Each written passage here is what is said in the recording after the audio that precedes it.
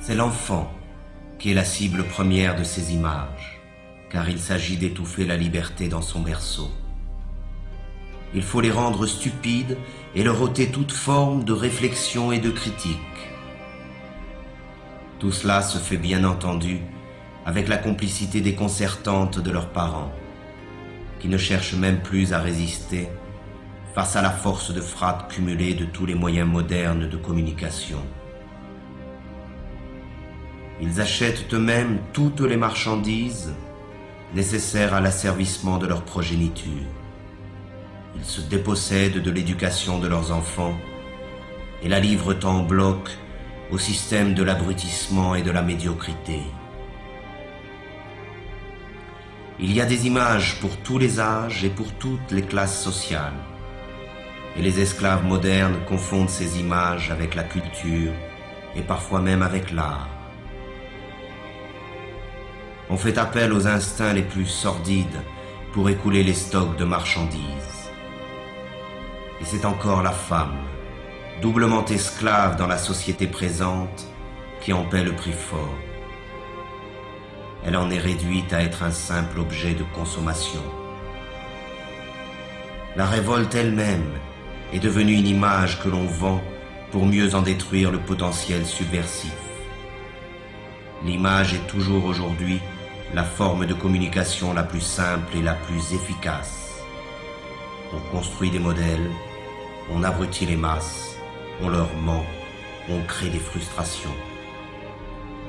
On diffuse l'idéologie marchande par l'image, car il s'agit encore et toujours du même objectif, vendre des modes de vie ou des produits, des comportements ou des marchandises, peu importe, mais il faut vendre.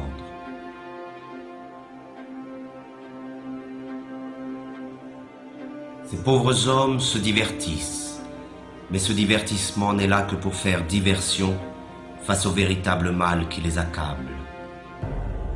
Ils ont laissé faire de leur vie n'importe quoi et ils feignent d'en être fiers. Ils essaient de montrer leur satisfaction, mais personne n'est dupe. Ils n'arrivent même plus à se tromper eux-mêmes lorsqu'ils se retrouvent face au reflet glacé du miroir.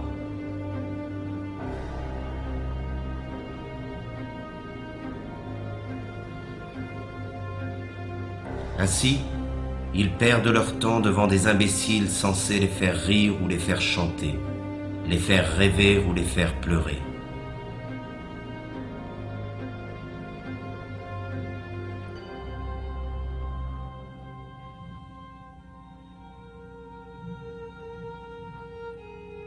On mime à travers le sport médiatique les succès et les échecs, les forces et les victoires que les esclaves modernes ont cessé de vivre dans leur propre quotidien. Leur insatisfaction les incite à vivre par procuration devant leur poste de télévision.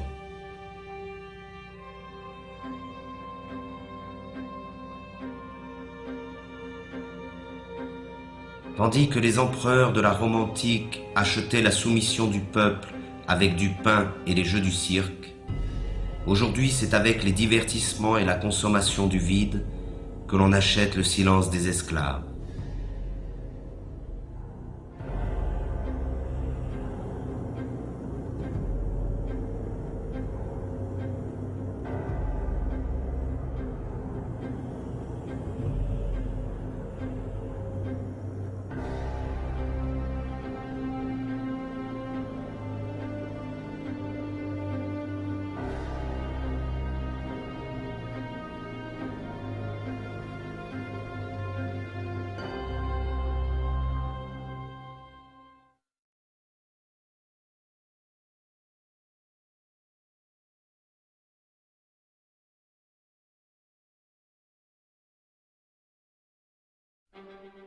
La domination sur les consciences passe essentiellement par l'utilisation viciée du langage par la classe économiquement et socialement dominante.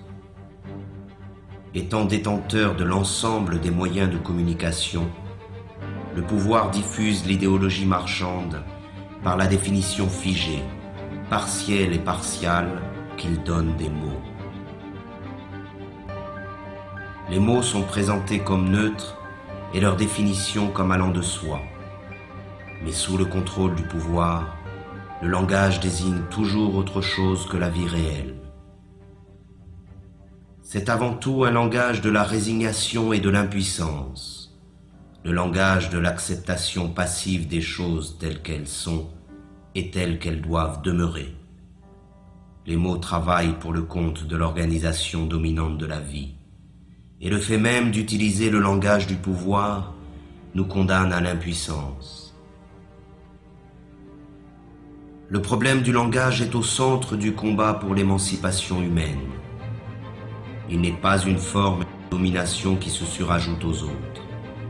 Il est le cœur même du projet d'asservissement du système totalitaire marchand. C'est par la réappropriation du langage, et donc de la communication réelle entre les personnes, que la possibilité d'un changement radical émerge de nouveau. C'est en cela que le projet révolutionnaire rejoint le projet poétique. Dans l'effervescence populaire, la parole est prise et réinventée par des groupes étendus. La spontanéité créatrice s'empare de chacun et nous rassemble tous.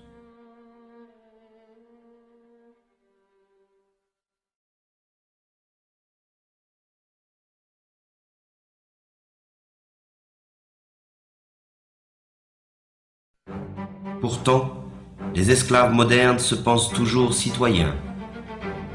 Ils croient voter et décider librement qui doit conduire leurs affaires, comme s'ils avaient encore le choix. Ils n'en ont conservé que l'illusion. Croyez-vous encore qu'il existe une différence fondamentale quant au choix de société dans laquelle nous voulons vivre entre le PS et l'UMP en France, entre les démocrates et les républicains aux États-Unis, entre les travaillistes et les conservateurs au Royaume-Uni? Il n'existe pas d'opposition car les partis politiques dominants sont d'accord sur l'essentiel, qui est la conservation de la présente société marchande. Il n'existe pas de parti politique susceptible d'accéder au pouvoir qui remette en cause le dogme du marché. Et ce sont ces partis qui, avec la complicité médiatique, monopolisent l'apparence. Ils se chamaillent sur des points de détail pourvu que tout reste en place. Ils se disputent pour savoir qui occupera les places que leur offre le parlementarisme marchand. Ces pauvres chamailleries sont relayées par tous les médias dans le but d'occulter un véritable débat sur le choix de société dans laquelle nous souhaitons vivre. L'apparence et la futilité dominent sur la profondeur de l'affrontement des idées. Tout cela ne ressemble en rien, de près ou de loin, à une démocratie. La démocratie réelle se définit d'abord et avant tout par la participation massive des citoyens à la gestion des affaires de la cité. Elle est directe et participative. Elle trouve son expression la plus authentique dans l'assemblée populaire et le dialogue permanent sur l'organisation de la vie en commun. La forme représentative et parlementaire, qui usurpe le nom de démocratie, limite le pouvoir des citoyens au simple droit de vote, c'est-à-dire au néant, tant il est vrai que le choix entre gris clair et gris foncé n'est pas un choix véritable. Les sièges parlementaires sont occupés dans leur immense majorité par la classe économiquement dominante, qu'elle soit de droite ou de la prétendue gauche social-démocrate. Le pouvoir n'est pas à conquérir, il est à détruire. Il est tyrannique par nature, qu'il soit exercé par un roi, un dictateur ou un président élu. La seule différence dans le cas de la démocratie parlementaire, c'est que les esclaves ont l'illusion de choisir eux-mêmes le maître qu'ils devront servir. Le vote a fait d'eux les complices de la tyrannie qui les opprime. Ils ne sont pas esclaves parce qu'il existe des maîtres, mais il existe des maîtres parce qu'ils ont choisi de demeurer esclaves.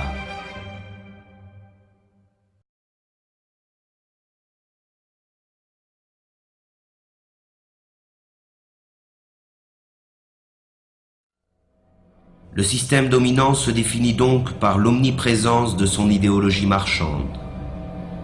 Elle occupe à la fois tout l'espace et tous les secteurs de la vie. Elle ne dit rien de plus que produisez, vendez, consommez, accumulez.